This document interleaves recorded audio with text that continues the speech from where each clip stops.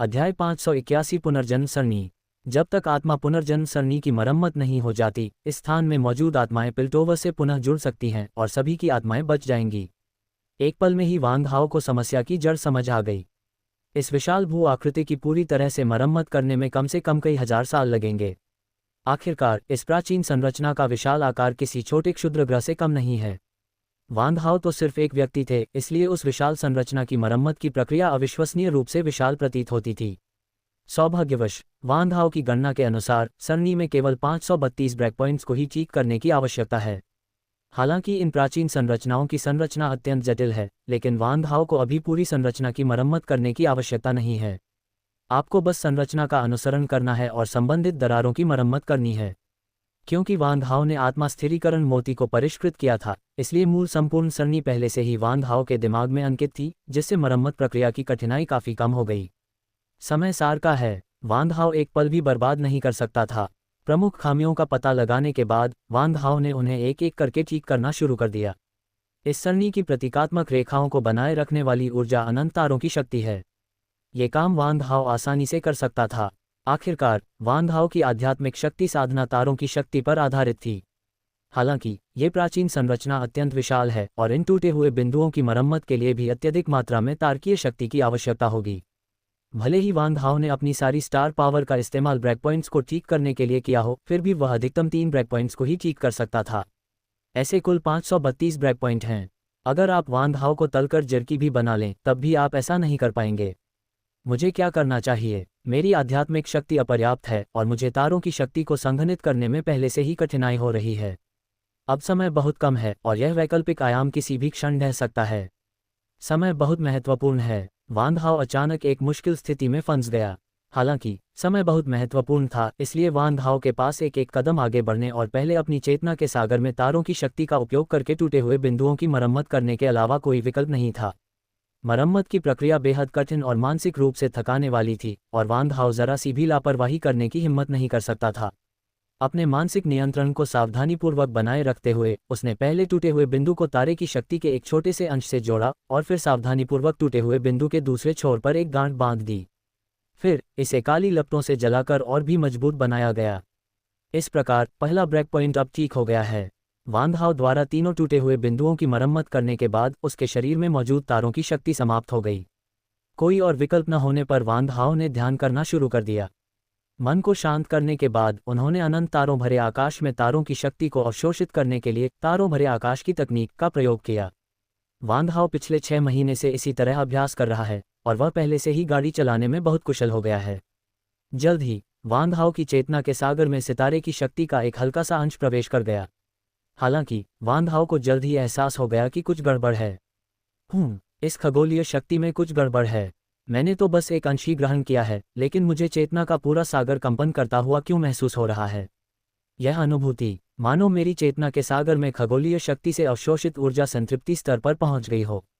वांग हाओ चौंक गया। उसे अचानक एहसास हुआ कि अपनी साधना और शक्ति के बल पर भी वह इस तारामंडल से किसी भी हालत में केवल थोड़ी सी ही तारा शक्ति अवशोषित कर सकता है। वांग हाओ ने चाहे जितनी भी कोशिश की हो, वह इसे एक अंश भी नहीं बढ़ा सका।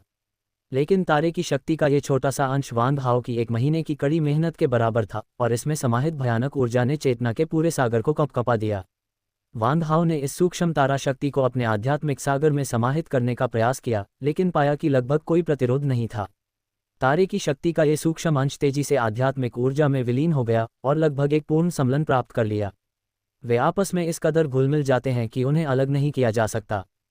फिर वांग हाओ ने घर बदलने का ये चींटी जैसा व्यवहार दोहराना जारी रखा। तारों की रोशनी की शक्ति का एक अंश अवशोषित करें, फिर उसे आध्यात्मिक ऊर्जा के सागर में विलीन कर दें।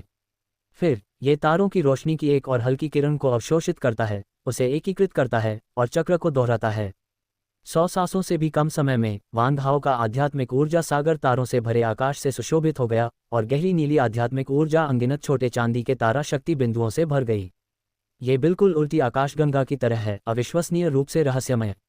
वांग हाओ ने अनायास ही आध्यात्मिक ऊर्जा की एक हल्की सी धारा को संघनित करने का प्रयास किया, जिसमें लगभग भयावह तारा शक्ति समाहित थी। अब दोनों ऊर्जाओं में अंतर करना लगभग असंभव है। आपको ये जानना चाहिए कि जब वांग हाओ ने पहले तारा में आकाश तकनीक का अभ्यास किया था, तब उनकी आध्यात्मिक ऊर्जा तारों की शक्ति के साथ मिश्रित थी। दोनों कभी भी इस स्तर के परस्पर एकीकरण और अविभाज्यता तक नहीं पहुंच सके।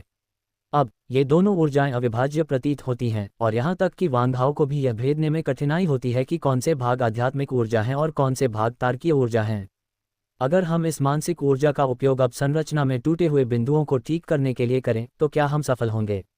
अचानक वांधाओं को एक प्रेरणादायक विचार आया, क्यों न हम इसे आजमा कर देखें, शायद ये काम कर जाए। अपने ही विचारों का अनुसरण करते हुए वांधाओं ने अपनी मानसिक ऊर्जा का उपयोग करके सरणी में टूटे हुए बिंदुओं की मरम्मत शुरू कर दी। मरम्मत की प्रक्रिया बिल्कुल पहले जैसी ही थी। 3 सांसों के बाद वांधाओं का चेहरा खुशी से चमक उठा। मुझे कभी उम्मीद नहीं थी कि एक साधारण सा विचार वास्तव में सफल हो जाएगा। अब तो परिवर्तित आध्यात्मिक ऊर्जा के धागे उस विशाल संरचना की मरम्मत भी कर सकते हैं। इसके अलावा ऐसा लगता है कि मरम्मत के बाद मिलने वाला प्रभाव तारों की शक्ति का उपयोग करने से भी बेहतर है, क्योंकि उसकी मानसिक शक्ति वांधाओं के दिमाग से जुड़ी हुई है। इसलिए अगर कोई मामूली सी भी गलती हो तो वह सीधे अपने विचारों से सूक्ष्म बदलाव और समायोजन कर सकता है। तारों की शक्ति का उपयोग करते समय यह एक अद्वितीय लाभ है। इस प्रयास को सफलतापूर्वक पूरा करने के बाद वांधाओं बेहद खुश हुआ। आध्यात्मिक ऊर्जा का सागर विशाल और असीम है। वांधाओं की सर्वोच्च 8वीं श्रेणी की दिव्य साधना शक्ति के साथ इस संरचना में टूटे हुए बिंदुओं की पूरी तरह से मरम्मत करना पर्याप्त से भी अधिक है। इसलिए वांधाओं ने संरचना में टूटे हुए बिंदुओं की मरम्मत पर काम करना शुरू कर दिया। शुरुआत में वांधाओं ने एक एक करके ब्रेक पॉइंट्स की मरम्मत की। निपुणता हासिल करने के बाद वांधाओं ने मल्टीटास्किंग शुरू कर दी, या यहाँ तक कि एक साथ कई कार्य करने लगे। इस बिंदु पर मानसिक शक्ति के लाभ और भी अधिक स्पष्ट हो जाते हैं। वांधाओं द्वारा स्वयं निर्मित ब्रेकिंग द स्टॉर्स तकनीक और उड़ने वाले चाकू के संयोजन के कारण उनकी मानसिक ऊर्जा को अब आसानी से 512 भागों में विभाजित किया जा सकता है। बहुत कम समय में वांधाओं ने संरचना के शेष टूटे हुए हिस्सों की मरम्मत कर दी।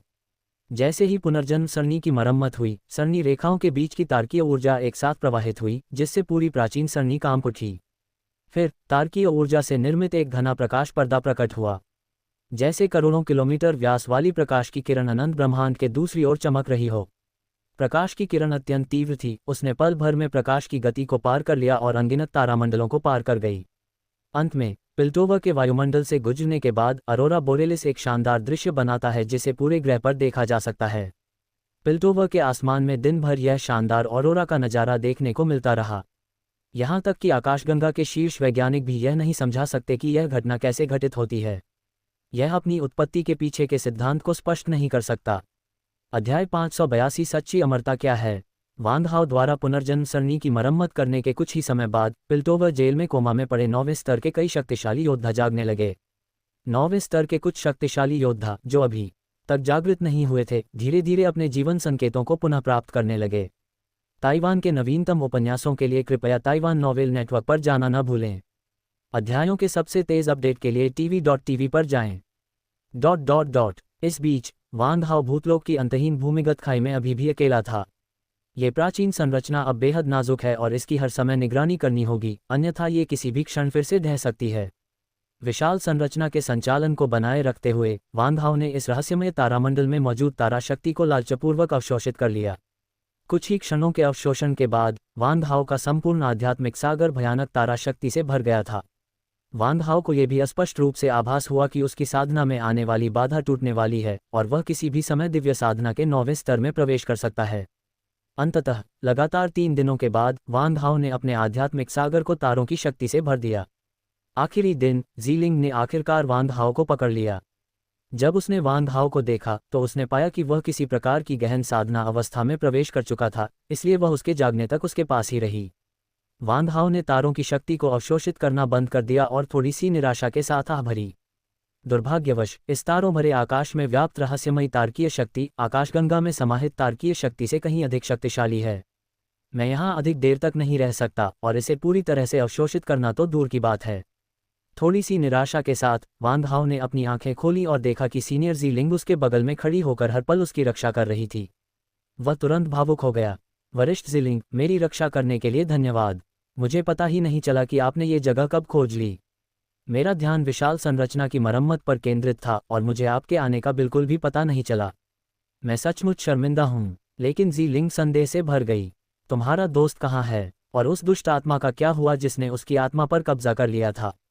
सीनियर ज़ीलिंग, मेरा दोस्त इस समय कोमा में है और बुरी आत्मा का पर्दाफाश हो गया है। वान हाओ ने ज़ीलिंग को घटनाओं का संक्षिप्त विवरण दिया, जिसमें बाइज़िक्सु प्रतिशोध के भले का परिष्करण और आत्मा स्थिरीकरण मोती जैसे महत्वपूर्ण विवरणों को छोड़ दिया गया। तो फिर हमें जल्दी से इस जगह को छोड़ देना चाहिए। ये जगह किसी भी क्षण ढह सकती है।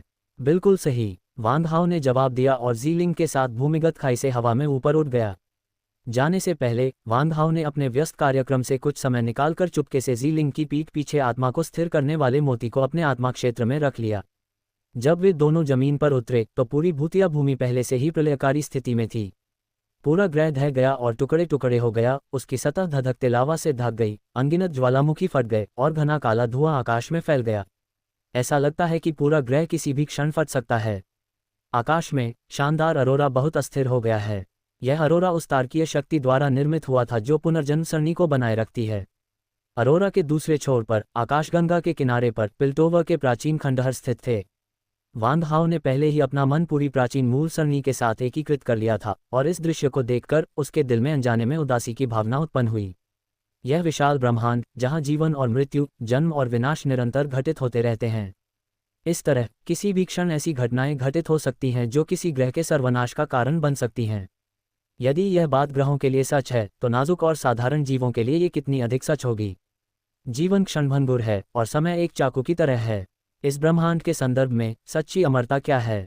क्या हम आकाश और पृथ्वी के समान दीर्घायु हो सकते हैं? क्या हम अमर हो सकते हैं? या फिर क्या ये हाथ के इशारे से ढहती हुई आकाशगंगा बन जाएगी, एक ऐसा मुक्का जो ब्रह्मांड को चकनाचूर कर देगा? ...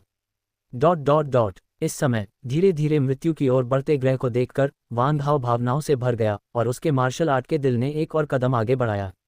वान हाओ के चेतना सागर में स्थित रहस्यमय काले मनके में भी उस क्षण कुछ परिवर्तन हुए जब उन्होंने ब्रह्मांड के विनाश के मार्ग को समझा। हालांकि काले मनके में हुए बदलाव इतने सूक्ष्म थे कि वान हाओ ने उन्हें नोटिस ही नहीं किया। वान हाओ को स्तब्ध देखकर ज़ीलिंग ने उसे आगे बढ़ने के लिए प्रोत्साहित किया। वान हाओ, तुम किस बात का इंतजार कर रहे हो? जल्दी से अपनी आध्यात्मिक शक्ति का उपयोग करके स्वर्ग और पृथ्वी के बीच इंद्रधनुषी पुल से जुड़ो ताकि हम अपने मूल शरीर में वापस लौट सकें। ठीक है, आपकी सलाह के लिए धन्यवाद सीनियर।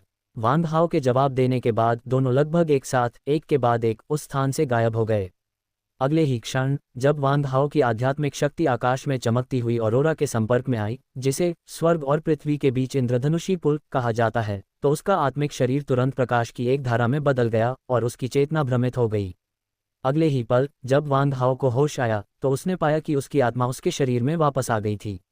वान हाओ और ज़ीलिंग पूरे पिल्टोवर जेल में 9वें स्तर के अंतिम 2 शक्तिशाली योद्धा बन गए जो अपने भौतिक शरीर में वापस लौटे।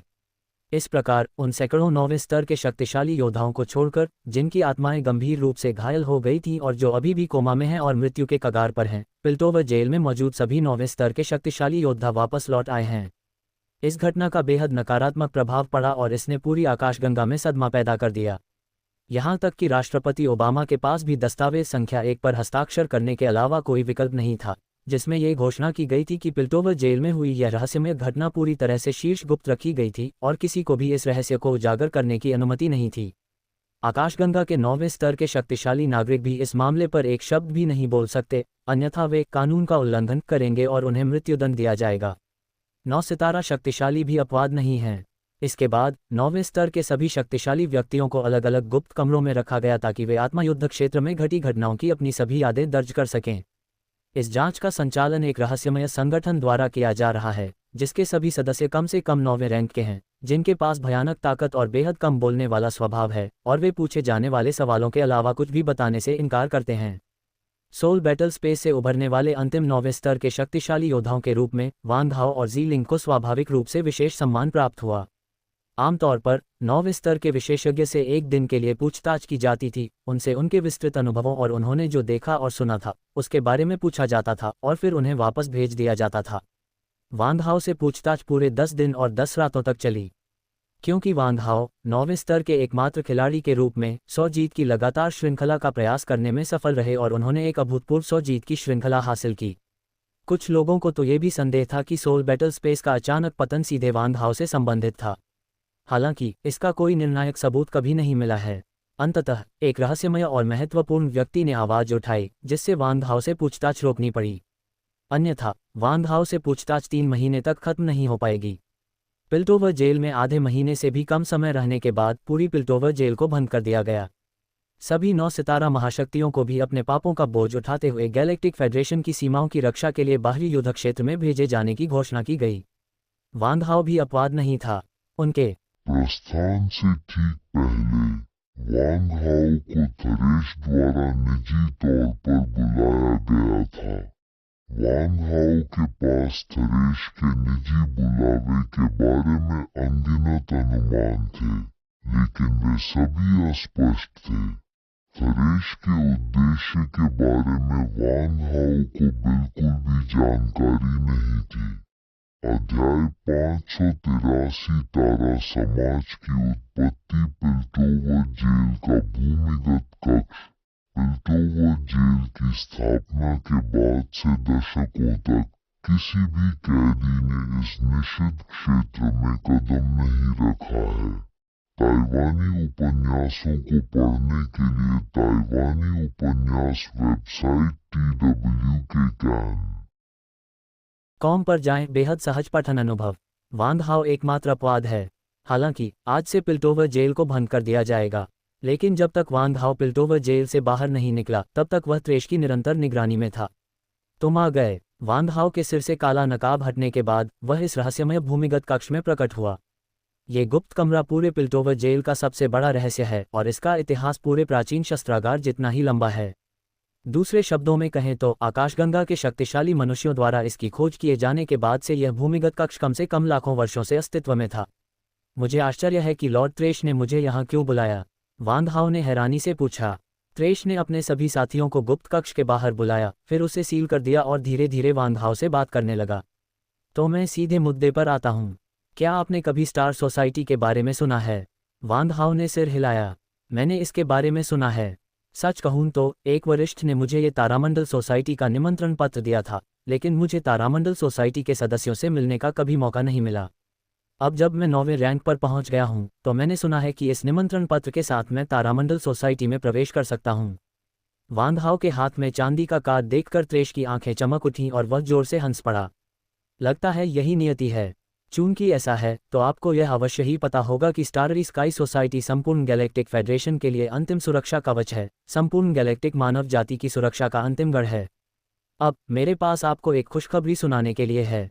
स्टाररी स्काई सोसाइटी के सभी सदस्यों के सर्वसम्मति से लिए गए मत के बाद आप, वांग हाओ, अब आधिकारिक तौर पर स्टाररी स्काई सोसाइटी के मानव वंश के औपचारिक सदस्य हैं। बधाई हो, फेडरेशन के सबसे युवा भावी संत। जैसे ही उसने बोलना शुरू किया, त्रेश ने अपनी हथेली खोली और वांग हाओ के हाथ में सुनहरी रोशनी से जगमगाता एक कार्ड प्रकट हुआ। ये सुनहरा कार्ड स्टार सोसाइटी के सदस्य के रूप में आपकी पहचान है। इस कार्ड से आप यूनिवर्सल बैंक से 1 ट्रिलियन स्टार कॉइन बिना ब्याज के उधार ले सकते हैं, वह भी अनिश्चित चुकौती अवधि के साथ, बशर्ते आप इसे अपने जीवन काल में चुका दें। इसके अलावा संपूर्ण गैलेक्टिक फेडरेशन के सामान्य कानून आपके विरुद्ध पूरी तरह से अप्रभावी होंगे, लेकिन इसका मतलब यह नहीं है कि आप मनमानी और गैरकानूनी काम कर सकते हैं। स्टाररी स्काई सोसाइटी में शामिल होने के बाद आपको इसके नियमों का पालन करना होगा, अन्यथा स्टाररी स्काई सोसाइटी के सभी सदस्य आपका पीछा करते हुए ब्रह्मांड के कोने कोने तक पहुंच जाएंगे। हमें केवल एक ही नियम का पालन करना है, और वह है हमारी मानव जाति की समृद्धि को बनाए रखना और दुष्ट विदेशी जातियों के आक्रमण का प्रतिरोध करना। बाकी चीज़ों के लिए बस अपने दिल की सुनो। यदि कोई भी व्यक्ति हमारी मानव जाति के हितों को नुकसान पहुंचाने के लिए विदेशी जातियों के साथ मिलीभगत करते हुए पाया जाता है, चाहे वह जाति कितनी भी महान हो या कितनी भी दूर हो, उसे दंडित किया जाएगा। इसे याद रखना, इसे याद रखना। त्रेश ने वांग हाओ को स्टार गिल्ड के सभी नियम बताए और फिर उसे सोने की नक्काशी वाला स्टार कार्ड सौंप दिया। कार्ड मिलने के बाद वांग हाओ का चेहरा अचानक गंभीर हो गया। वाह, ये कार्ड कितना भारी है! इसका वजन कम से कम 10,000 पाउंड होगा। सचमुच, ये कार्ड साधारण धातु का नहीं बल्कि त्यानिक सुआन सोने का बना है, जो अलौकिक तारामंडलों से आता है। कहा जाता है कि यह एक बहुमूल्य पदार्थ है जिसका उपयोग शक्तिशाली अलौकिक जातियां दिव्य कलाकृतियों को गढ़ने के लिए करती थीं। हालांकि मेरी आकाशगंगा की नींव उथली है और इसकी स्थापना को 200 साल से भी कम समय हुआ है। ऐसे बहुमूल्य पदार्थ का उपयोग केवल इस तरह के साधारण कार्ड को गढ़ने के लिए ही किया जा सकता है। इस बिंदु पर लॉर्ड त्रेश ने मन ही मन आह भरी, मेरी आकाशगंगा की नींव बहुत कमजोर है और इसमें हर तरह की शीर्ष प्रतिभाओं की कमी है। हमारे पास एक भी ऐसा शस्त्र निर्माण विशेषज्ञ नहीं है जो दिव्य शस्त्रों का निर्माण कर सके। यहाँ तक कि अर्ध दिव्य कलाकृति भी इसकी तुलना में कुछ भी नहीं है। हमारे समय का सबसे महान शस्त्र विशेषज्ञ भी केवल पवित्र कलाकृतियों का निर्माण कर सकता है, जो अभी भी अर्ध दिव्य कलाकृतियों से बहुत दूर हैं। रसायन शास्त्रियों की अत्यधिक कमी है। रसायन शास्त्र के उस्तादों के अलावा संभवतः पूरी आकाशगंगा में कोई भी ऐसा नहीं है जो 7वीं या उससे उच्च श्रेणी की गोलियां बना सके। आज आकाशगंगा का विस्तार तेजी से हो रहा है। सतह पर यह भव्य प्रतीत होती है, लेकिन वास्तविकता में यह एक अंडे की तरह नाजुक है और किसी भी क्षण ढहने के खतरे में है। मुझे डर है कि जब वह समय आएगा तो पूरी आकाशगंगा एक भीषण आपदा का सामना करेगी। यहाँ तक कि हम जैसे संत स्तर के शक्तिशाली प्राणी भी विनाश के खतरे से नहीं बच पाएंगे। हमारी गैलेक्सी स्टार सोसाइटी की उत्पत्ति 9वें स्तर के शक्तिशाली योद्धाओं के समूह से हुई, जिन्होंने प्राचीन खंडहरों की खोज की थी। यह एक ऐसा संगठन है जिसे हमने मिलकर स्थापित किया था, जिसका उद्देश्य इस क्षेत्र से परे के शक्तिशाली शत्रुओं का प्रतिरोध करना और मिल्की वे में हमारी मानव जाति की सुरक्षा करना था। लेकिन वांग हाओ, क्या तुम जानते हो कि अंतरिक्ष में 9वां रैंक तो शक्तिशाली बनने के रास्ते की शुरुआत मात्र है। अंतरिक्ष में कई शक्तिशाली जातियों में बच्चे 9वें रैंक की शक्ति के साथ पैदा होते हैं और वयस्क होने से पहले ही उनमें एक तारे जैसी शक्ति आ जाती है। अगर हमारा सामना ऐसी किसी भयानक जाति से हो जाए तो भले ही हमारी पूरी आकाशगंगा के सभी शीर्ष विशेषज्ञ एक साथ इकट्ठा हो जाएं, हम उनका मुकाबला करने में पूरी तरह असमर्थ होंगे। वांग हाओ को इस बात की पूरी जानकारी थी। प्राचीन काल में कई सबसे शक्तिशाली ड्रैगन तारामंडल स्तर या उससे ऊपर के स्तर पर पैदा होते थे। कुछ प्रतिभाशाली ड्रैगनों को साधना की आवश्यकता नहीं होती थी, वे बस प्रतिदिन खाते पीते थे और वयस्क होने पर अमरता प्राप्त कर लेते थे। हालांकि एक और सवाल अभी भी बाकी है, इतनी कमजोर आकाशगंगा पर शक्तिशाली अलौकिक जातियों ने शायद ही कभी आक्रमण किया हो। कम से कम पिछले कुछ हजार वर्षों में मानव इतिहास में ऐसा कभी नहीं हुआ है। आप शायद सोच रहे होंगे कि मेरी आकाशगंगा मिल्की वे की कमजोरी के बावजूद लाखों वर्षों से कोई भी शक्तिशाली अलौकिक जाति इस पर आक्रमण क्यों नहीं कर पाए है। वांग हाओ ने सिर हिलाया, इस बारे में उसके अपने कुछ सवाल थे। लेकिन फिर त्रेश ने आगे कहा, दरअसल मेरे मन में भी बचपन में यही सवाल था, लेकिन स्टार सोसाइटी में शामिल होने के बाद आखिरकार इस सवाल का जवाब मिल गया। पता चला है कि पूरी मिल्की वे आकाशगंगा और कैओटिक स्टारफील्ड के साथ साथ आसपास के डैनो तारामंडल के चारों ओर एक प्राकृतिक अवरोध है जो शक्तिशाली अलौकिक जातियों को ब्रह्मांड तक पहुंचने से रोकता है। ब्रह्मांडीय मार्ग के माध्यम से इस ब्रह्मांड में प्रवेश करने का एकमात्र रास्ता एक दिव्य कलाकृति द्वारा संरक्षित था, जिसकी शक्ति प्राचीन काल से अज्ञात थी और जो किसी महान शक्ति के जादू से संभव हुई थी। ये कलाकृति ही स्टार टावर है, जो स्टार सोसाइटी के नाम का मूल है। इस दिव्य कलाकृति की रक्षा में केवल वे ही प्राणी जिनकी शक्ति तारों के स्तर से कम है और जो अलौकिक जातियों से हैं, वे ही मुश्किल से स्टार टावर के मार्ग से इस ब्रह्मांड में प्रवेश कर पाते हैं। और स्टार टावर के मार्ग के भीतर एक ऐसा संगठन है जो इस ब्रह्मांड के सभी प्राणियों द्वारा उनका प्रतिरोध करने के लिए एकजुट है, स्टार सोसाइटी।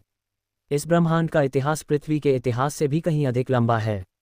आकाशगंगा पर मानव जाति के प्रभुत्व स्थापित होने से पहले इस ब्रह्मांड की अन्य जातियों द्वारा मानव जाति की स्थिति को मान्यता नहीं दी गई थी, इसलिए तारामंडल समाज में मानव जाति का कोई अस्तित्व ही नहीं था। लगभग 100 साल पहले मास्टर वुजी और मार्शल गैरेन ने मिलकर स्टार टावर पर हमला किया और विभिन्न जातियों के कई शक्तिशाली विशेषज्ञों को हराया।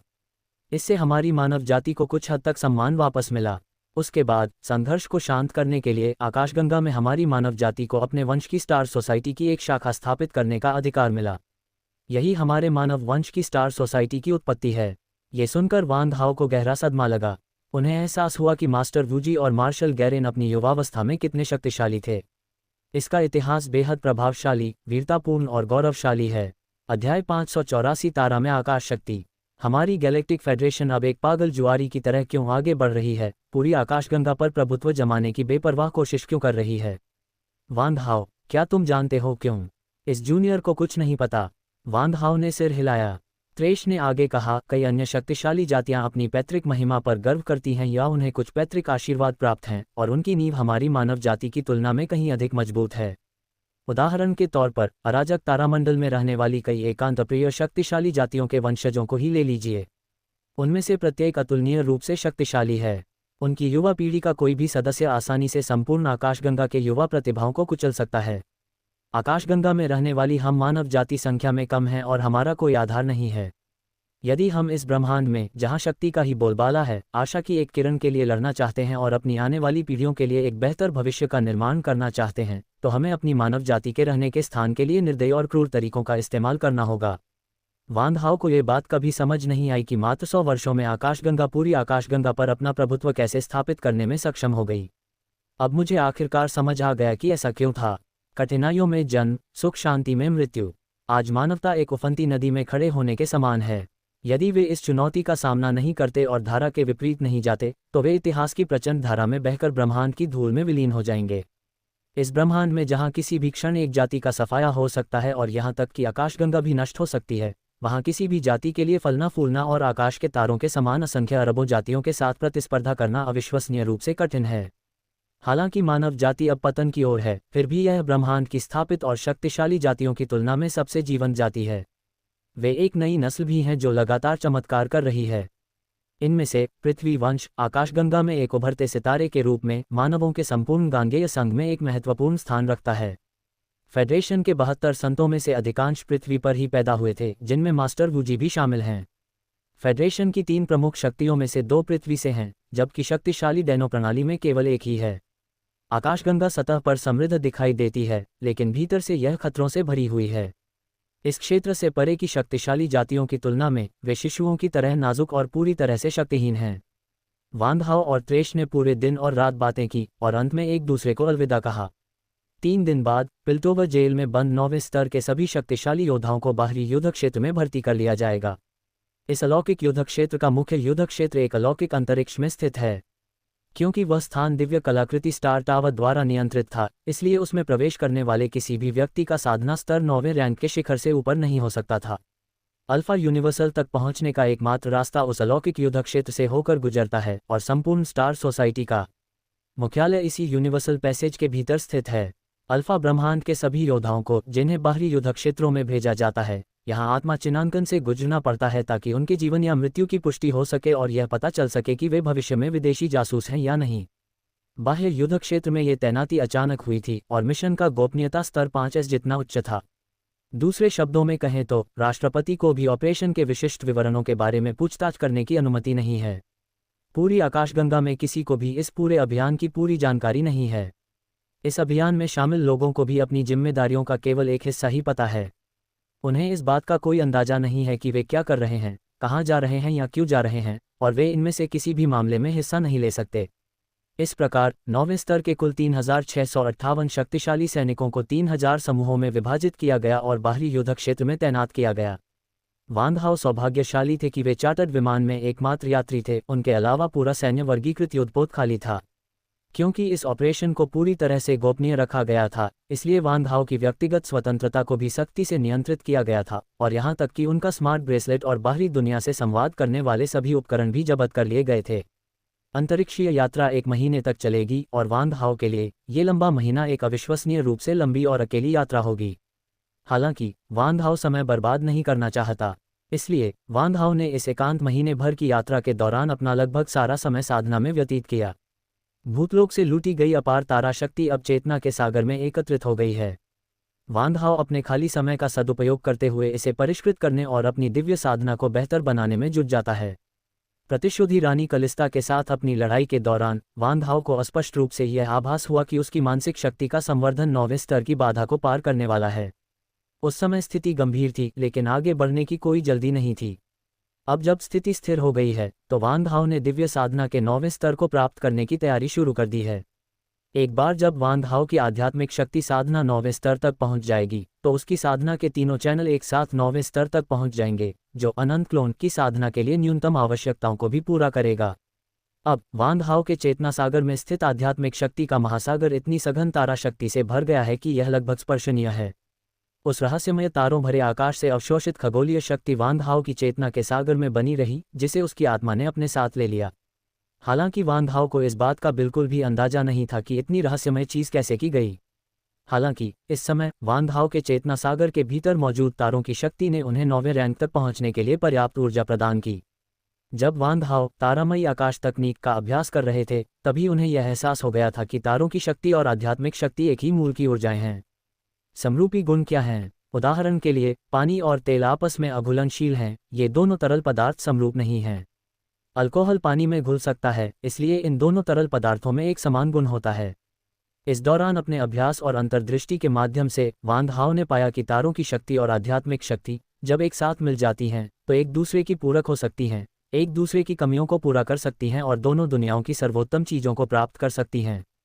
ऊर्जा स्तर के संदर्भ में तारकीय शक्ति आध्यात्मिक शक्ति से कहीं अधिक है।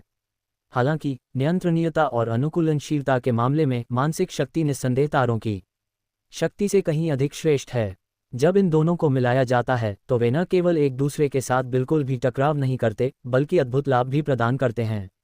वान हाओ ने इस नवजात मिश्रित ऊर्जा को तारों भरे आकाश की शक्ति नाम दिया है। अब वान हाओ के चेतना सागर में न तो कोई शुद्ध आध्यात्मिक शक्ति बची है और न ही कोई शुद्ध तारकीय शक्ति। अब ये दोनों पूरी तरह से अनुकूल हैं। वान हाओ को इससे भी ज्यादा आश्चर्य इस बात से हुआ कि शायद उसने जो स्टार पावर अवशोषित की थी वह एक नाजुक मोड़ पर पहुंच गई थी। इस मात्रात्मक परिवर्तन से गुणात्मक परिवर्तन हुआ, जिसके परिणामस्वरूप वान हाओ की चेतना के सागर में उसकी आध्यात्मिक ऊर्जा समाप्त हो जाने के बाद भी ध्यान के बाद उसकी पुनर्स्थापित आध्यात्मिक ऊर्जा में अभी भी तारों की शक्ति समाहित होगी। गहन जांच के बाद वान हाओ ने पाया कि आजकल चाहे वह कपड़े हो, भोजन हो, आवास हो, परिवहन हो, खाना पीना हो या सोना हो, उसके शरीर की हर कोशिका ब्रह्मांड में तारों द्वारा उत्सर्जित तारकीय शक्ति को लगातार अवशोषित कर रही है। ये प्रक्रिया अब बिल्कुल कोशिकीय श्वसन की तरह हो गई है और वान हाओ को इसे सचेत रूप से बनाए रखने की बिल्कुल भी आवश्यकता नहीं है। इसलिए वान हाओ द्वारा अपनी मानसिक शक्ति को पुनः प्राप्त करने की प्रक्रिया के दौरान उसके शरीर की कोशिकाओं द्वारा अवशोषित तारकीय ऊर्जा भी उसकी चेतना के सागर में पुनः प्राप्त हो रही मानसिक ऊर्जा में परिवर्तित हो जाएगी। इन लाभों के अलावा वान हाओ की तारा आकाश तकनीक की साधना में पहले की तुलना में कुछ बदलाव आया है। अब वान हाओ द्वारा तारा में आकाश तकनीक का अभ्यास करना बहुत सरल हो गया है और इसकी दक्षता कई गुना अधिक है। अध्याय 585 एक अभूतपूर्व 10 रंगों वाली आध्यात्मिक ज्वाला। अब वान हाओ को तारा में आकाश तकनीक को विकसित करने के लिए केवल अपनी शक्ति का संचार करने की आवश्यकता है, ठीक उसी तरह जैसे वह आदिम शक्ति को अवशोषित करता है। आसपास के तारों से निकलने वाली तारकीय शक्ति अनगिनत जुगनुओं की तरह स्वतः ही वान हाओ के शरीर से जुड़ जाएगी और अंततः वे सभी उसकी बाहों के बीच से होकर उसके चेतना सागर में प्रवेश कर जाएंगी। ध्यान करते हुए और तारों की शक्ति को आत्मसात करते हुए धीरे धीरे इसे अपनी चेतना के सागर में समाहित करते हुए वान हाओ ने अपनी सांस रोक ली और पूरी तरह से एकाग्र हो गए। मानसिक शक्ति को विकसित करने के मामले में वान हाओ के पास कोई अनुभव नहीं था। ताइवानी उपन्यासों को कभी भी पढ़ने का आनंद लें। पिछली प्रगति लगभग सभी प्राकृतिक विकास ही थी। अब वान हाओ के पास 9वें स्तर की उन्नति पूरी करने के लिए केवल सबसे आदिम और सरल विधि का उपयोग करने का ही विकल्प है। पानी भर जाने पर उसे छलकने देने का ये प्राचीन तरीका है। चेतना के सागर में समाहित हो सकने वाली तारा शक्ति की सीमा तक पहुंचने के प्रयास में निरंतर तारों की शक्ति को अवशोषित करते रहें। एक बार सीमा टूट जाने पर मात्रात्मक परिवर्तन गुणात्मक परिवर्तन की ओर ले जाता है और 9वें स्थान पर पहुंचना एक स्वाभाविक परिणाम बन जाता है। वान हाओ को शारीरिक साधना और आत्म साधना दोनों में 9वें स्तर तक पहुंचने का दोहरा अनुभव है। हालांकि उन्हें आध्यात्मिक शक्ति में उन्नति का अधिक अनुभव नहीं है, फिर भी इसे एक संदर्भ के रूप में इस्तेमाल किया जा सकता है। हालांकि चूंकि तीनों संप्रदायों की साधना पद्धतियां अलग अलग हैं, इसलिए उनके स्तर में सुधार स्वाभाविक रूप से एक दूसरे से भिन्न होगा। आजकल आकाशगंगा में एक बार कोई मानसिक शक्ति वाला व्यक्ति 9वें स्तर पर पहुंच जाता है तो उसे सब कुछ खुद ही समझना पड़ता है। 9वें पद तक पदोन्नति आमतौर पर वान हाओ की तरह ही होती है, या तो संयोग से या स्वाभाविक प्रगति से जिसमें अनुभव का कोई सहारा नहीं होता। 1 घंटे बाद वान हाओ के चेतना सागर में तारे जैसी मानसिक शक्ति लगभग पूरे अंतरिक्ष को भर रही थी। ये देखकर वान हाओ आह भरे बिना नहीं रह सका। वान हाओ को यह अनुभूति बहुत पहले ही हो गई थी, जब तारों की शक्ति ने उनके चेतना सागर का केवल आधा हिस्सा ही घेर रखा था। हालांकि जैसे जैसे वह तारों की शक्ति को आत्मसात करता गया, परिपूर्णता की यह भावना धीरे धीरे कम होती गई। ये जानते हुए कि वान हाओ चेतना के पूरे सागर को भरने ही वाला है, उसे एक बार फिर परिपूर्णता का एहसास हुआ। और इस बार यह एहसास कहीं ज्यादा तीव्र था। ऐसा लगता है कि मेरे चेतना सागर में विस्फोट होने ही वाला है। सफलता या असफलता इसी पर निर्भर करती है। आइए अपना पूरा प्रयास करें। वान हाओ ने दांत पीस लिए। वह चीन की विशाल दीवार पर चढ़ चुका था और अब बस यही आखिरी छोटी पहाड़ी बची थी। उसने ठान लिया था कि चाहे कुछ भी हो जाए, वह अपनी पूरी ताकत लगा देगा। वान हाओ ने अपना संकल्प दृढ़ किया और चेतना के सागर के विस्फोट के खतरे के बावजूद तारों की शक्ति को अवशोषित करना जारी रखा। या शायद वान हाओ में असाधारण रूप से कम प्रतिभा है, या शायद उसके तरीके ही त्रुटिपूर्ण हैं। वान हाओ द्वारा 9वें रैंक तक पहुंचने के दौरान खर्च की गई ऊर्जा एक सामान्य शीर्ष 8वें रैंक के विशेषज्ञ द्वारा 9वें रैंक तक पहुंचने के दौरान खर्च की गई ऊर्जा से अनगिनत गुना अधिक थी। कष्ट। 1 और घंटे बाद वान हाओ की रक्तवाहिकाएं फूलने लगीं और उसके रोम छिद्रों से खून की घनी फुहारें लगातार निकलने लगीं। उसके शरीर के भीतर ऊर्जा अनियंत्रित और बेकाबू तरीके से प्रवाहित हो रही थी। उसकी चेतना का सागर एक गुब्बारे की तरह था जो अपने मूल आकार से 100 गुना से भी अधिक फूल गया था, और जैसे जैसे वान हाओ तारों की शक्ति को अवशोषित करता गया, वह फैलता ही गया। विस्फोट का खतरा भी लगातार बढ़ रहा है। वान हाओ के माथे की नसें उभर आई थीं, उसकी चेतना का सागर जिस ऊर्जा को अवशोषित कर रहा था, वह बेहद भयावह थी। अगर इसमें विस्फोट हो जाए तो इसकी शक्ति संभवतः परमाणु बम से कम नहीं होगी। जैसे जैसे वान हाओ की प्रगति जारी रही, चेतना के सागर में सुप्त अवस्था में रही शियाओ होंग और लॉन्गलिंग भी जागृत हो गईं। लिटिल रेड को तारों की शक्ति नापसंद लगती थी। जागने के बाद वह एक लाल रोशनी में बदल गई और वान हाओ की बाहों के बीच से निकली और एक लाल रत्न से बने पेंडेंट में तब्दील हो गई जो वान हाओ के गले में लटक रहा था। फिर वह गहरी नींद में सो गई। इसी बीच ड्रैगन आत्मा ने चुपचाप अपना मुंह खोला और सांस ली, और एक ड्रैगन द्वारा पानी चूसने जैसी विशाल मात्रा में तारा ऊर्जा ने हजारों फीट ऊंचे और दसियों फीट व्यास वाले विशाल ऊर्जा स्तंभों का निर्माण किया, जो फिर ड्रैगन आत्मा के पेट में समा गए। कुछ देर सांस लेने के बाद लॉन्गलिंग चेतना के सागर से बाहर निकली, उसका गोलपेट बाहर निकला हुआ था। गुरुजी, दिव्य साधना करने वाले की उन्नति केवल ऊर्जा संचय करने से नहीं होती, अन्यथा आप सचमुच फटकर मर जाएंगे। उन्नति पूरी करने के लिए आपको अपनी आध्यात्मिक अग्नि को प्रज्वलित करने के लिए तार्किक मानसिक शक्ति का उपयोग ईंधन के रूप में करना होगा, जैसे राख से फीनिक्स पक्षी उठता है, ताकि 9वें स्तर तक उन्नति पूरी हो सके। लॉन्गलिंग के समय पर किए गए बचाव ने वान हाओ को खतरे के कगार से बचा लिया। लॉन्गलिंग की सलाह सुनने के बाद वान हाओ ने तुरंत ही तारों की शक्ति को बेतहाशा अवशोषित करना बंद कर दिया। उफ, अब समझ आया, मैं लगभग खुद को ही नष्ट कर बैठा था। वान हाओ खून से लथपथ था और बेहद अस्त व्यस्त दिख रहा था। ड्रैगन आत्मा के शरीर छोड़ने के बाद वह चेतना के सागर में कभी वापस नहीं लौटी। अब चेतना का पूरा सागर अत्यंत सघन तारा शक्ति से भरा हुआ है। इस प्रकार की ऊर्जा को ड्रैगन आत्मा के लिए पचाना बेहद मुश्किल है। मैंने कुछ गहरी सांसें लीं और मुझे अपना पेट फूला हुआ और असहज महसूस हुआ। फिर उसने वान हाओ के बगल में एक खुली जगह ढूंढी, आराम से सिकुड़कर बैठ गया और गहरी नींद में सो गया। कुछ ही देर बाद खर्राटे शुरू हो गए और नाक से बलगम के 2 बड़े बड़े बुलबुले फूट पड़े। कोरियाई मनोरंजन, मेरी छात्र परिषद अध्यक्ष। एक बार फिर ध्यान की अवस्था में प्रवेश करने के बाद वान हाओ ने ड्रैगन आत्मा के निर्देशों का पालन किया और एक बार फिर आगे बढ़ने का प्रयास शुरू किया। इस बार वान हाओ ने अपने मन का उपयोग करके सीधे अपनी चेतना के सागर में मौजूद 9 रंगों की आध्यात्मिक ऊर्जा की चिंगारियों से संवाद किया। अब आध्यात्मिक ऊर्जा की उस चिंगारी को एक बार फिर महसूस करते हुए वान हाओ की भावनाएं उथल पुथल में थीं। एक परिचित आकृति मेरी आंखों के सामने फिर से प्रकट हुई। लीजू, क्या तुम ठीक हो? वान हाओ को अकेलेपन का एहसास हुआ। हाई स्कूल में 3 साल की कड़ी मेहनत के बावजूद अपने दिल में जोश जगाने में नाकाम रहने के दृश्य उसके दिमाग में बार बार घूमने लगे। वान हाओ को आज भी वह उत्साह स्पष्ट रूप से याद है जो उन्होंने तब महसूस किया था जब उन्होंने पहली बार अपने दिल में अग्नि प्रज्वलित की और आधिकारिक तौर पर अपनी साधना यात्रा शुरू की। इसके अलावा लीजू भी हैं, जिन्होंने निस्वार्थ भाव से खुद को दूसरों की आत्मा में छिपी आग को जगाने में समर्पित कर दिया। किसी कारणवश वान हाओ के मन में लीजू के लिए एक विशेष भावना विकसित हो गई। वान हाओ ठीक से बता नहीं पा रहा था कि वह क्या था, लेकिन वह वाकई बेहद कीमती था। जब भी वान हाओ को अपनी साधना में कोई बाधा आती या किसी खतरे का सामना करना पड़ता तो वह अनजाने में लीजू के बारे में सोचने लगता। उनके अलग हुए 1 साल से अधिक समय बीत चुका है, लेकिन वान हाओ को लीजू के लिए अपनी विशेष भावनाओं को भुला पाना अभी भी मुश्किल लगता है। बाहरी लोगों की इस यात्रा के बाद मुझे ली परिवार से मिलने और लीजू से व्यक्तिगत रूप से मिलने का अवसर अवश्य खोजना चाहिए, अन्यथा मेरे भीतर के राक्षस बने रहेंगे और मुझे डर है कि भविष्य में मेरी साधना गहरी होने पर मुझे ऊर्जा में विचलन का सामना करना पड़ सकता है। वान हाओ ने इस विशेष बंधन को केवल आंतरिक राक्षसों का परिणाम माना, इस बात से अनभिज्ञ की बाहरी रूप मन को प्रतिबिंबित करता है और सभी भाग्य अंधेरे में तय होते हैं। कुछ समय बाद वान हाओ फिर से ध्यान की अवस्था में चले गए, अहंकार और इच्छा से मुक्त होकर निस्वार्थता की अवस्था में प्रवेश कर गए। अपने हृदय की सारी उलझन और परेशानियों को दूर करने के बाद उसने आध्यात्मिक अग्नि को नियंत्रित करना शुरू कर दिया। फिर लॉन्गलिंग के निर्देशों का पालन करते हुए उसने आध्यात्मिक अग्नि बीज में लगातार तारा शक्ति जोड़ी।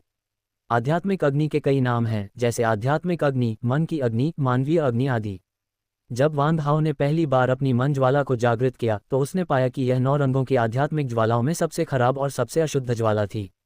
अब वान हाओ की 9 रंगों वाली आध्यात्मिक अग्नि के लाल, नारंगी, पीले, हरे, सियान, नीले, बैंगनी, काले, सफेद और काले रंगों के अलावा तारों की शक्ति वाला एक रहस्यमय चांदी का रंग भी मौजूद है।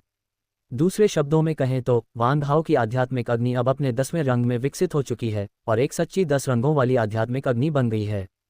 10 रंगों वाली आध्यात्मिक ज्वाला का अस्तित्व संपूर्ण आकाशगंगा में किसी की भी कल्पना से परे है। इतिहास में वान हाओ की ज्वाला जैसी विचित्र आध्यात्मिक ज्वाला पहले कभी नहीं देखी गई। _7 अध्याय 586 दानव आत्मा की वापसी। वान हाओ को यह समझ नहीं आ रहा था कि उसके शरीर के भीतर 10 रंगों की आध्यात्मिक अग्नि का अभूतपूर्व प्रकटीकरण आशीर्वाद था या अभिशाप। हालांकि ये निश्चित है कि वान हाओ की दिव्य साधना में प्रगति एक रंग की आध्यात्मिक अग्नि की योग्यता वाले व्यक्ति की तुलना में वास्तव में बहुत धीमी और अधिक कठिन है। 10 रंगों की आध्यात्मिक अग्नि में जब तारामयी ऊर्जा की किरणें मिलाई गईं तो लौ और भी तीव्र हो गई। शुद्ध तारामयी ऊर्जा जलकर राख हो गई, केवल थोड़ी सी चांदी की राख बची रही जो 10 रंगों की आध्यात्मिक अग्नि की लौ के केंद्र में जम गई। चांदी की राख का वह नन्हा सा कण इतना छोटा था कि अगर वान हाओ इतना चौकस न होता तो उसे देखना मुश्किल होता। क्या 9वें रैंक पर पहुंचने का संबंध इस चांदी की राख से हो सकता है? अपना मन शांत करने के बाद वान हाओ ने अपनी तारामयी आकाश शक्ति को तेजी से बढ़ाना शुरू कर दिया। जल्द ही उसके दिल में लगी आग अचानक तेज हो गई और लपटें और भी बड़ी होती चली गईं। हालांकि आश्चर्यजनक रूप से ये लौ ठंडी लग रही थी, जिससे कोई गर्मी या प्रकाश नहीं निकल रहा था। ये धीरे धीरे जल रहा था और अगर वान हाओ का अपना सार न होता तो हो रहे सूक्ष्म परिवर्तनों का पता लगाना मुश्किल होता। एक दिन बीत चुका है और वान हाओ के चेतना सागर में मौजूद आधी से अधिक तारा शक्ति उसके दिमाग की आग में जलकर राख हो चुकी है। इस समय मन की अग्नि की लपटें 1 किलोमीटर के व्यास तक पहुंच चुकी थीं और लपटों के केंद्र के भीतर चांदी की राख अधिकाधिक एकत्रित हो रही थी, जो अब संघनित एक छोटे चांदी के गोले के समान दिख रही थी। हालांकि यह छोटी सी चांदी की गेंद नाखून के आकार की ही है, लेकिन इसमें समाहित तारकीय ऊर्जा भयावह है। यह ऊर्जा स्तर में एक बड़ी छलांग है और यह एक साथ कई स्तरों को पार करती है, जिसके परिणामस्वरूप धरती को हिला देने वाले बदलाव होते हैं। एक और दिन बीत गया। वान हाओ की चेतना के सागर में उसकी तारा शक्ति लगभग समाप्त होने वाली थी, लेकिन फिर भी उसे 9वें स्थान पर पहुंचने का कोई अवसर नजर नहीं आ रहा था। हालांकि वान हाओ को इस समय कोई जल्दी नहीं थी। वह धीरे धीरे और व्यवस्थित रूप से अपने हृदय की अग्नि में तारों की शक्ति को समाहित करता रहा। धीरे धीरे आत्मा में जल रही अग्नि का व्यास बढ़कर 3300 मीटर हो गया और फिर बढ़ना बंद हो गया। हालांकि लौ के केंद्र से बना चांदी का गोला लगातार बड़ा होता चला गया। अचानक आत्मा की अग्नि प्रज्वलित हुई और आध्यात्मिक अग्नि की अनगिनत चिंगारियां चारों ओर फैल गईं, जो 10 रंगों के बादलों में परिवर्तित होकर हवा में तैरने लगीं। लेकिन अगले ही पल पूरी तरह से स्थिर खड़ी रहस्यमयी काली मनका अचानक बदल गई। अचानक काले मनके के बीचों बीच एक दरार दिखाई दी, जिससे अंतरिक्ष में फैल रहे 10 रंगों के आध्यात्मिक अग्नि बादल अंदर समा गए। आभा पूरे आकाश में फैल गई, यहाँ तक कि नवगठित चांदी का गोला भी ईशुन द्वारा निगल लिया गया। इस समय वान हाओ की आत्मा हिल गई और पल भर में ऐसा लगा जैसे उसके दिमाग में दुनिया उलट पुलट हो गई हो और उसकी चेतना अस्त व्यस्त और अव्यवस्थित हो गई। उसके दिमाग का वह स्थान अचानक खाली हो गया, वहाँ केवल वह रहस्यमय काला मनका ही अकेला रह गया। आत्मा की अग्नि, आध्यात्मिक शक्ति का सागर और तारों की शक्ति सब लुप्त हो गई हैं। इस दृश्य को भांपते हुए वान हाओ को गाली देने की तीव्र इच्छा हुई। धिक्कार है, ये क्या हो रहा है? तारा में आकाश शक्ति गायब हो गई है और यहाँ तक कि 10 रंगों वाली आध्यात्मिक ज्वाला भी भस्म हो गई है। ये शापित काला मनका मेरी साधना को 9वें स्तर तक पहुँचने से पूरी तरह रोक देगा। वान हाओ ने ध्यान जारी रखने की कोशिश की, लेकिन ये देखकर निराश हो गया कि काला मनका अब एक वैक्यूम क्लीनर की तरह काम कर रहा था, जो वान हाओ द्वारा उत्पन्न सभी आध्यात्मिक ऊर्जा और तारकीय शक्ति को पूरी तरह से अवशोषित कर रहा था। इस समय वान हाओ पूरी तरह से निराश महसूस कर रहा था। उसकी इच्छा थी कि वह अपने चेतना सागर को खोलकर उसमें से काले मनके को निकाल ले और उसे चूर चूर कर दे। धिक्कार है, इस काले मनके में क्या खराबी है? पहले तो ये ठीक था, फिर आज यह मेरी सारी स्टार पावर क्यों सोख रहा है? इस रफ्तार से तो मैं 9वें रैंक तक कब पहुंच पाऊंगा? वान हाओ बेहद परेशान था और उसे अपनी निराशा व्यक्त करने के लिए कोई जगह नहीं मिल रही थी। तुम मूर्ख गुरुजी हो, मुझे अकेला छोड़ दो। वान हाओ ने अपने काले बालों में उंगलियां फिराईं, सिर के पिछले हिस्से को पकड़ा और जमीन पर लेटकर लटकती खिड़की से अंतरिक्ष यान के बाहर धीरे धीरे गुजरते तारों और रात के आकाश को देखने लगा। वह बेहद नाराज था। अगर कोई इस समय वान हाओ जैसी स्थिति में होता तो निश्चित रूप से वह भी अच्छे मूड में नहीं होता। मूर्ख स्वामी, क्या आप लून परिवार की आवाज को पहले ही भूल चुके हैं? अचानक पारदर्शी खिड़की के ऊपर एक जानी पहचानी लड़की की छवि धीरे धीरे दिखाई देने लगी। छवि की गुणवत्ता इतनी स्पष्ट थी कि यह किसी भी 3D प्रोजेक्टर से अधिक वास्तविक प्रतीत होती थी। उस परिचित आकृति को देखकर वान हाओ एक पल के लिए स्तब्ध रह गया। उसके ऊपर और नीचे के दांत किटकिटा रहे थे और वह हकला रहा था। तुम शैतान आत्मा! वान हाओ हक्का बक्का रह गया। उसका दिमाग कुछ पल के लिए सुन्न हो गया। अरे मालिक, ही क्या हुआ? मुझे वापस देखकर आपको वाकई आश्चर्य नहीं हुआ? ही %। वान हाओ की रीढ़ की हड्डी में सिहरन दौड़ गई। उसकी पूर्व पत्नी, जिसे उसने धोखे से शादी के लिए राजी किया था, उसके दरवाजे पर आ गई थी। इसका कारण यह है कि राक्षस का वर्तमान पहनावा बेहद आकर्षक है।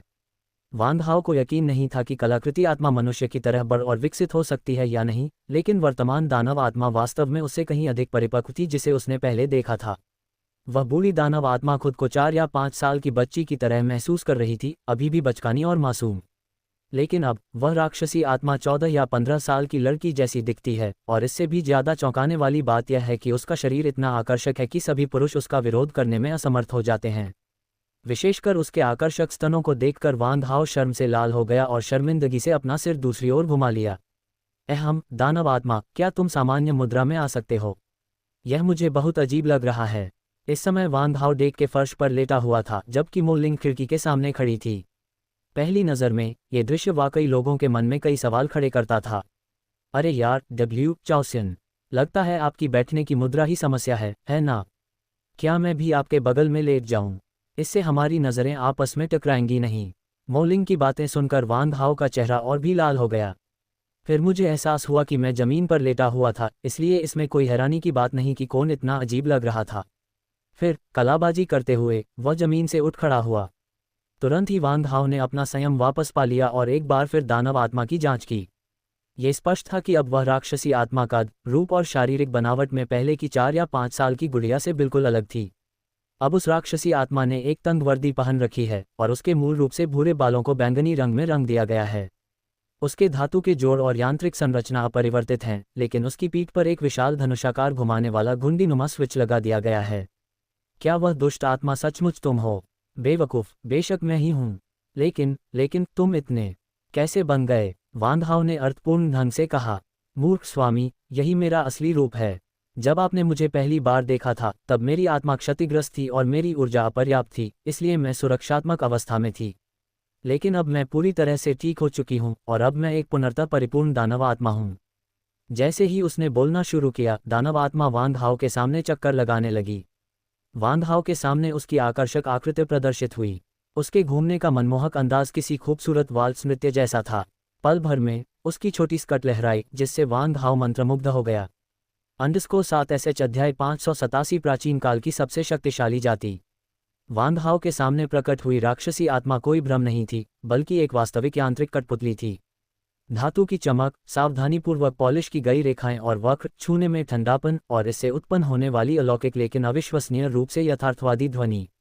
इस तरह के उत्कृष्ट कौशल आज असेंबली लाइनों पर बड़े पैमाने पर उत्पादित रोबोटों से बिल्कुल अलग हैं। अरे मालिक, आप इतने दुखी क्यों दिख रहे हैं?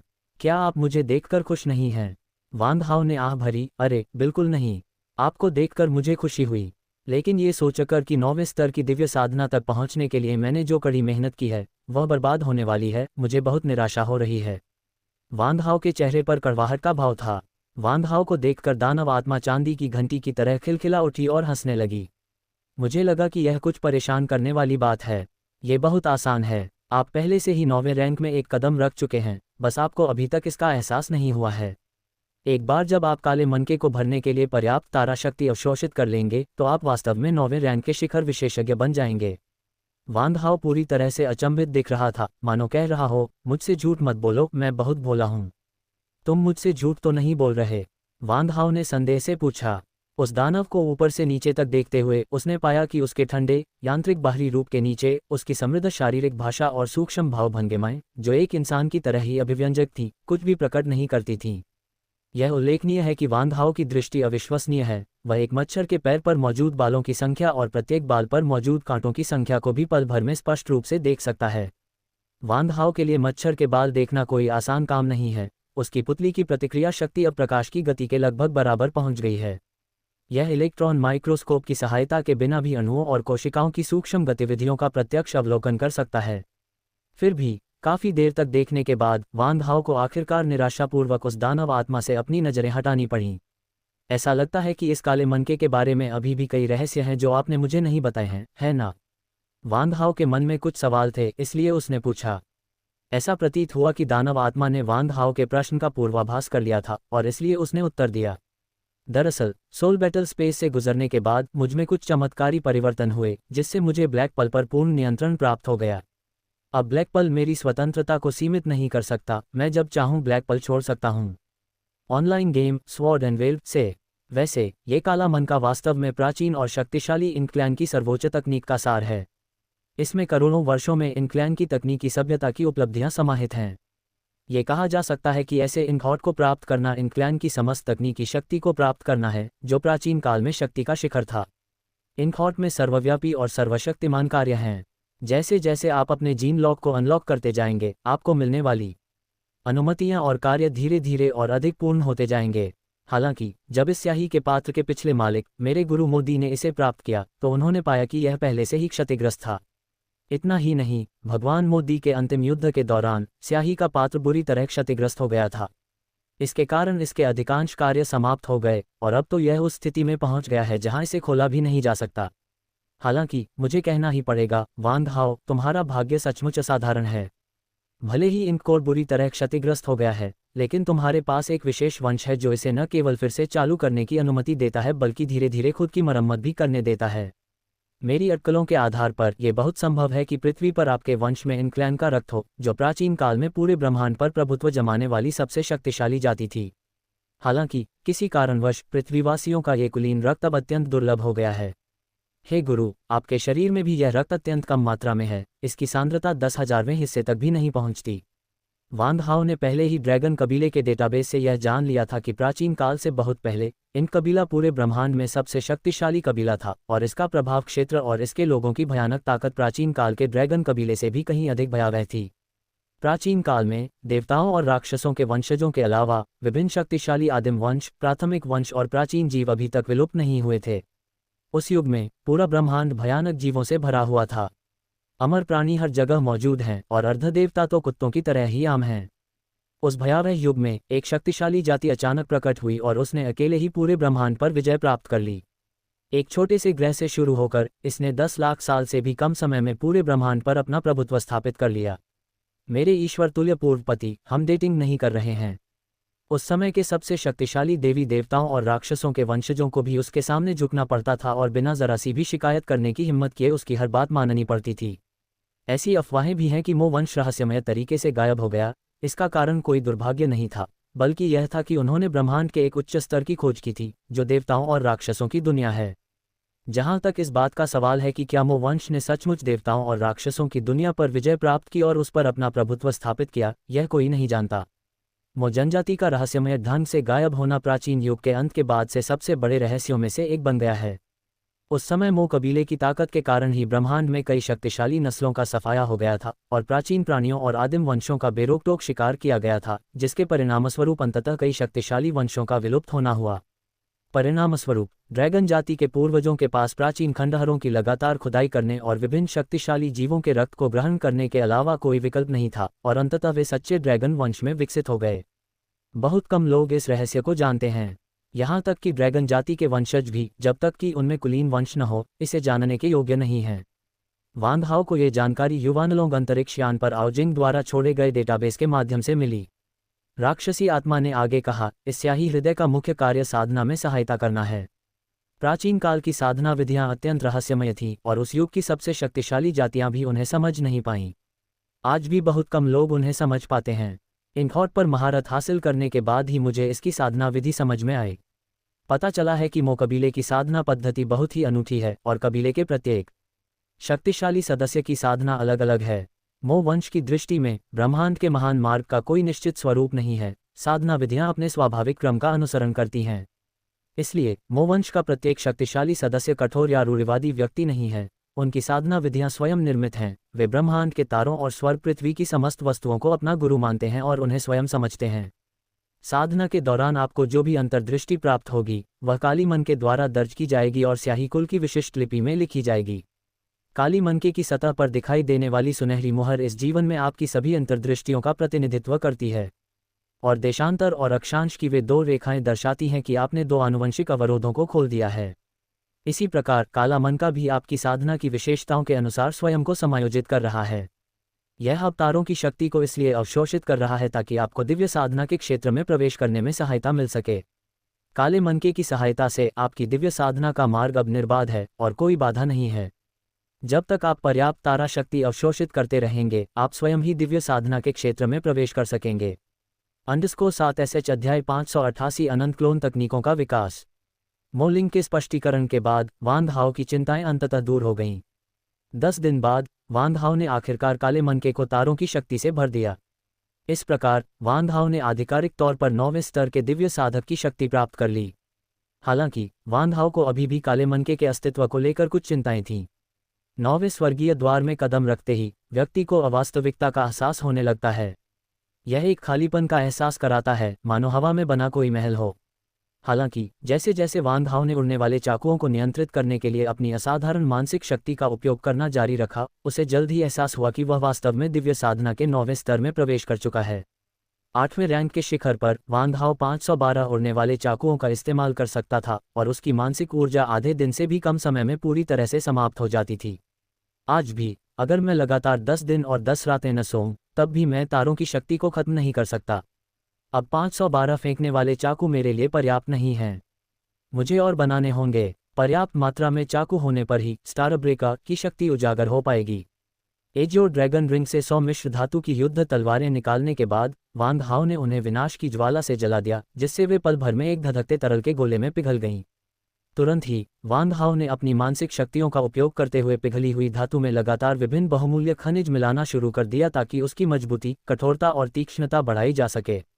एजियो ड्रैगन स्पेस में हुए भीषण विस्फोट के कारण कई बहुमूल्य सामग्रियां धूल में तब्दील हो गईं और रहस्यमय द्वीप पर जमा हो गईं।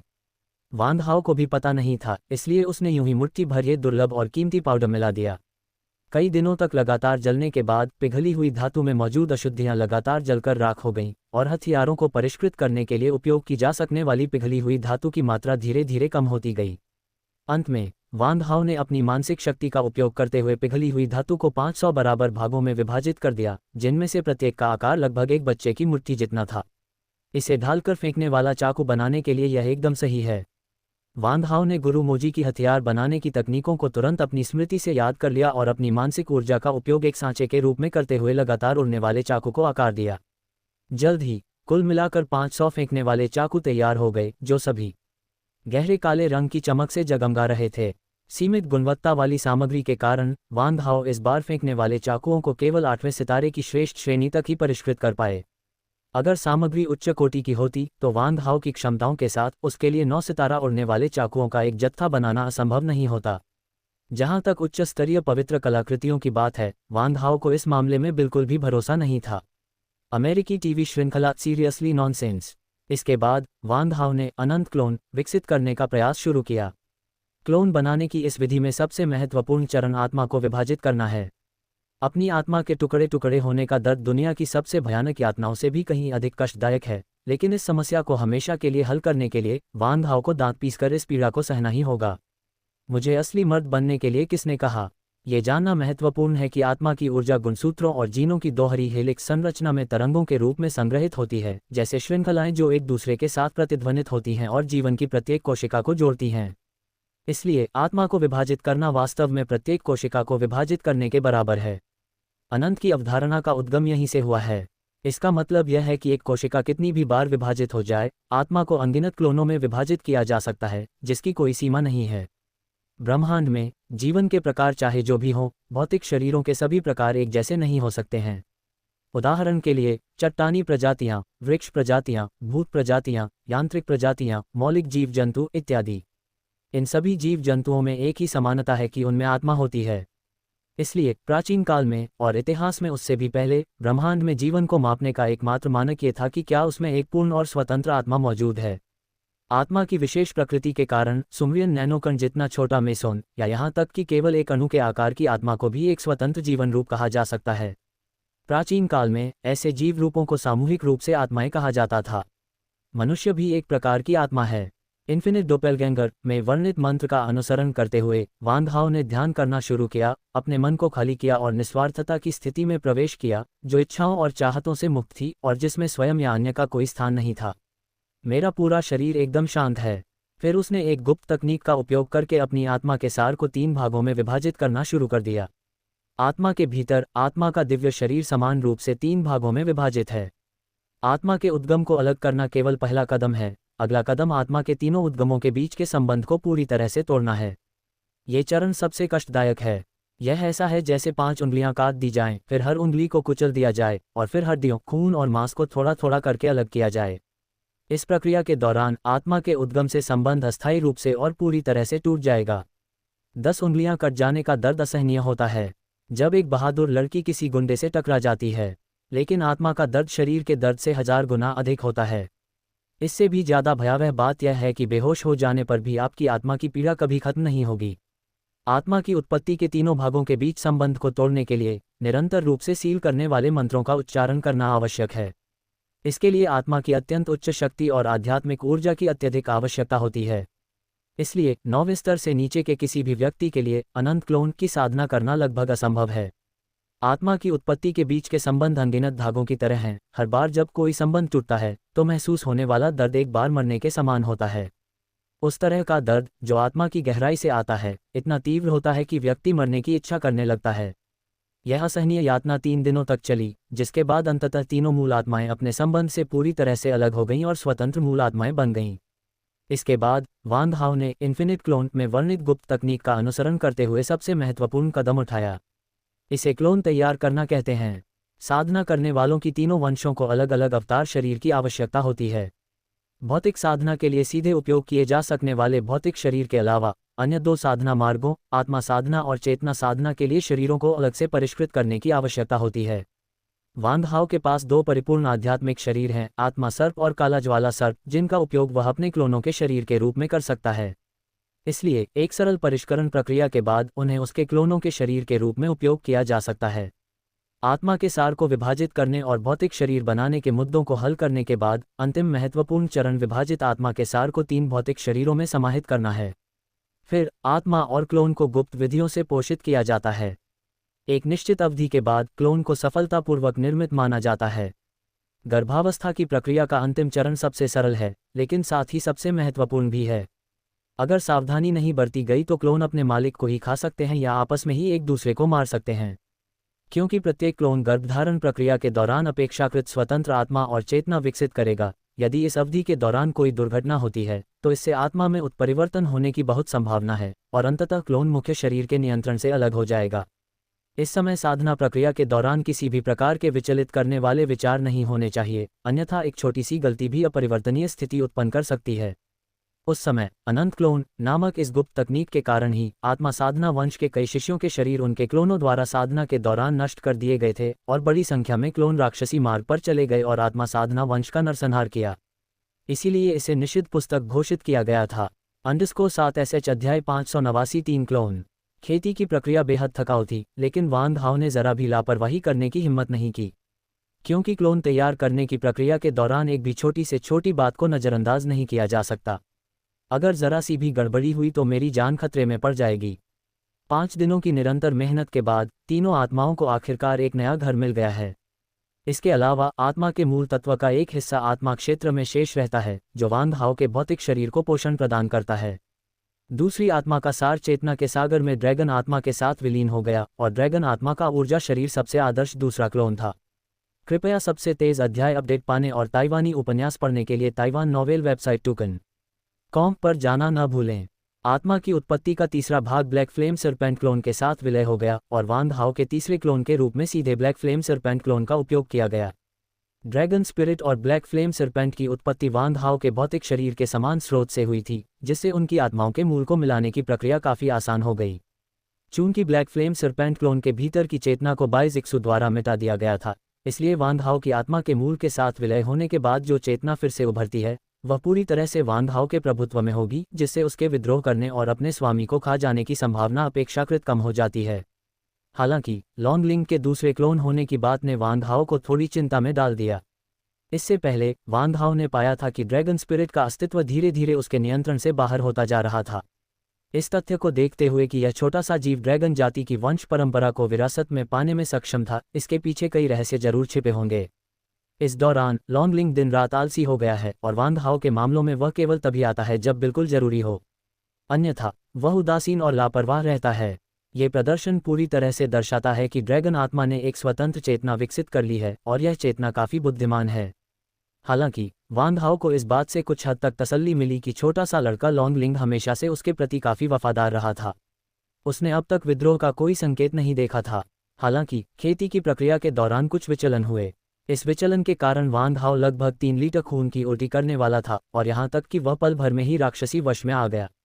वह आत्मा का पहला सार था जो चुपचाप आत्मिक स्थान में विद्यमान था और काफी अच्छा कर रहा था, लेकिन किसी अज्ञात कारण से वह अचानक गायब हो गया। जब वांग हाओ को कुछ गड़बड़ महसूस हुई तो उसने पाया कि उसकी आत्मा का सार उसके दांतियान में मौजूद काले ड्रैगन मोती द्वारा पहले ही निगल लिया गया था। इसके अलावा ऐसा लगता है कि पहला क्लोन भी उस अजगर द्वारा ले जाया जाएगा। इससे वांग हाओ थोड़ा घबरा गया। दूसरा क्लोन ड्रैगन स्पिरिट को दिया गया, तीसरा क्लोन ब्लैक फ्लेम सरपेंट को, जबकि पहला क्लोन जो मूल रूप से मुख्य शरीर के लिए था अब डेंटियन के भीतर ब्लैक ड्रैगन पल द्वारा धारण किया गया है। कॉम ब्यूटीफुल मार्च रिवर परिणामस्वरूप जो मूल रूप से 2 क्लोन बनाने का इरादा था वह अब 3 बन गए हैं। तीनों वंशों को एक साथ विकसित करने की योजना बनाई गई थी। प्रत्येक वंश अपने अपने स्वामी की सेवा करेगा और प्रत्येक क्लोन एक वंश की जिम्मेदारी संभालेगा। लेकिन अब हालात वाकई बिगड़ गए हैं। वांग हाओ का असली रूप एक अकेले कमांडर के रूप में सामने आया है। हालांकि वांग हाओ के आश्चर्य के लिए ब्लैक ड्रैगन पल द्वारा आत्मा के मूल के पहले भाग को छीन लेने के बाद वास्तव में इसने उसके दांतियान में इसे स्वयं ही परिष्कृत करना शुरू कर दिया और एक छोटी काली आकृति में संघनित हो गया। हालांकि शरीर की तीनों नसों को उनके उद्गम स्थल से पूरी तरह अलग कर दिए जाने के बाद भी शरीर में कोई असामान्यता नहीं दिखी, बल्कि शरीर काफी अच्छा महसूस कर रहा था। वह छोटा काला आदमी हथेली के आकार का था। उसका शरीर नवजात शिशु की तरह गोलमटोल और सुडौल था। उसके चेहरे की बनावट बिल्कुल वांग हाओ जैसी थी, बस फर्क इतना था कि उसके सिर पर 2 कोमल अजगर के सींग उग रहे थे। डांटियन में छोटी काली आकृति के जन्म के साथ ऐसा लगता है कि यह इससे प्रभावित हो रहा है। चेतना के सागर में ड्रैगन आत्मा का दूसरा अवतार भी बदलने लगा और जल्द ही एक चांदी के छोटे आदमी में बदल गया जो दिखने में लगभग बिल्कुल उस छोटे काले आदमी जैसा था, सिवाय इसके कि उसकी आंखें विशेष रूप से चमकदार थीं। आत्मालोक में काले ज्वाला सर्प का तीसरा अवतार अंततः काली लपटों से घिरी एक छोटी आकृति में परिवर्तित हो गया। हालांकि उसके सिर से अजगर के सींग नहीं निकले। विचित्र बात यह थी कि यद्यपि उसका पूरा शरीर काली लपटों से घिरा हुआ था, फिर भी उसकी त्वचा कोमल और गोरी थी। इस स्तर पर अनंत क्लोन बनाने की तकनीक को पूर्ण माना जा सकता है, लेकिन पूर्णता तक पहुंचने से पहले अभी भी एक महत्वपूर्ण कदम बाकी है। ये तो क्लोन का पालन पोषण करना है। ये प्रक्रिया माँ के गर्भ में शिशु के विकास के समान है। इस विकास की गुणवत्ता सीधे तौर पर भावी संतान की क्षमता और उनके द्वारा प्राप्त की जा सकने वाली ऊंचाइयों को निर्धारित करती है। मूल योजना केवल 2 क्लोन बनाने की थी, लेकिन अप्रत्याशित परिस्थितियों के कारण एक और क्लोन बना दिया गया है। इससे वांग हाओ को अपनी योजनाओं में बदलाव करने के लिए मजबूर होना पड़ा। तीनों क्लोनों में अंतर करने के लिए वांग हाओ ने प्रत्येक क्लोन को एक नाम दिया। पहले क्लोन का नाम वांग हाओई रखा गया है, जिसने अपने शरीर के रूप में ब्लैक ड्रैगन बॉल का उपयोग किया है। ड्रैगन स्पिरिट को अपने शरीर के रूप में उपयोग करने वाले दूसरे क्लोन का नाम वांग हाओ एर रखा गया है। तीसरे क्लोन का नाम वांग हाओ सान रखा गया है, जिसका शरीर काले ज्वाला सर्प जैसा है। फिलहाल तीनों क्लोनों का साधना स्तर 0 है और वांग हाओ द्वारा उन्हें पुनर्जन्म देने की आवश्यकता है ताकि वे सभी नए सिरे से अपनी साधना शुरू कर सकें। हालांकि मूल शरीर एक विशेष अस्तित्व बन जाता है जो तीनों वंशों को एक साथ विकसित करता है। किसी भी एक वंश की साधना शक्ति को तीनों क्लोनों से एक ही समय में उधार लिया जा सकता है या उपयोगकर्ता द्वारा इसे स्वतंत्र रूप से नियंत्रित किया जा सकता है। The chronicles of the wind and dust से ये 3 अतिरिक्त अंगरक्षकों के बराबर है। क्लोन बन जाने के बाद वांग हाओ ने उनमें से प्रत्येक को अपने शरीर में भेज दिया ताकि वे स्वयं विकसित हो सकें। लगभग आधे महीने बाद तीनों क्लोनों का संवर्धन स्तर 9वें स्तर तक पहुंच गया था। हालांकि उसकी साधना का स्तर बढ़ गया था, लेकिन उसके तीनों क्लोनों के स्वरूप में कोई खास बदलाव नहीं आया था। वे अब भी हथेली जितने छोटे थे और वांग हाओ के शरीर के अंदर ही मौजूद थे। ये परिवर्तन तभी होगा जब क्लोन वांग हाओ के शरीर से बाहर निकलेगा। इसके अलावा आप अपनी ज़रूरत के हिसाब से अपने शरीर का आकार भी बदल सकते हैं।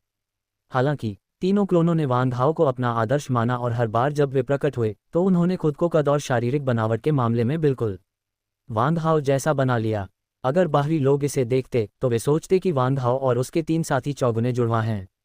मुझे आश्चर्य है कि क्लोन कितना शक्तिशाली है। क्यों न हम इसे आजमा कर देखें। वांग हाओ को अचानक एक सनक सवार हुई।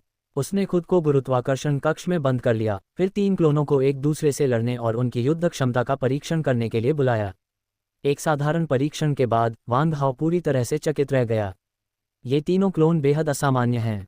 हालांकि इनमें से प्रत्येक केवल एक ही वंश में विशेषज्ञता रखता है और मूल शरीर की ऊर्जा का केवल 1/3 हिस्सा ही रखता है, फिर भी उनकी ताकत अविश्वसनीय रूप से भयावह है। वांग हाओ को जो विभिन्न मार्शल आर्ट कौशल आते थे वे उसके क्लोन द्वारा उपयोग किए जाने पर उसके मुख्य शरीर द्वारा उपयोग किए जाने की तुलना में कहीं अधिक शक्तिशाली थे। उदाहरण के लिए उसी शटरिंग स्टार ब्लेड तकनीक के साथ वांग हाओ को इसका उपयोग करते समय कोई सीमा नहीं लगती है और एक ही प्रहार की शक्ति पल भर में 200 ड्रैगन फोर्स से अधिक हो सकती है। वांग हाओ स्वयं अपनी शारीरिक सीमा तक पहुंचने से पहले अधिकतम 100 ड्रैगन की शक्ति ही उजागर कर सकता था। वांग हाओ और वांग हाओ दोनों ने ही विनाश की ज्वाला का प्रयोग किया, लेकिन वांग हाओ इसे पल भर में उत्पन्न कर सकता था और इसकी शक्ति वांग हाओ की तुलना में कहीं अधिक थी, जबकि इसकी ऊर्जा खपत बेहद कम थी। ये वांग हाओ के मूल रूप के लिए एक करारा तमाचा था। इससे भी ज्यादा गुस्सा दिलाने वाली बात है वांग हाओ ए। इस आदमी के पास ड्रैगन की चेतना है, वह बेहद शरारती है और अतुल्य शक्ति से वर्जित ड्रैगन मंत्रों का प्रयोग करता है, जिससे वांग हाओ तुरंत ही पलटवार करने में असमर्थ हो जाता है। यहाँ तक कि स्टार ब्रेकर नामक फेंकने वाले चाकू की तकनीक का उपयोग करते हुए भी वह वांग हाओ को पूरी तरह से हरा देता है। उतने ही फेंकने वाले चाकुओं से वांग हाओ बुरी तरह पराजित हो जाता है। धिक्कार है, ये तो खतरनाक है। मेरा क्लोन भी मुझे आसानी से हरा सकता है। लगता है मेरा मानव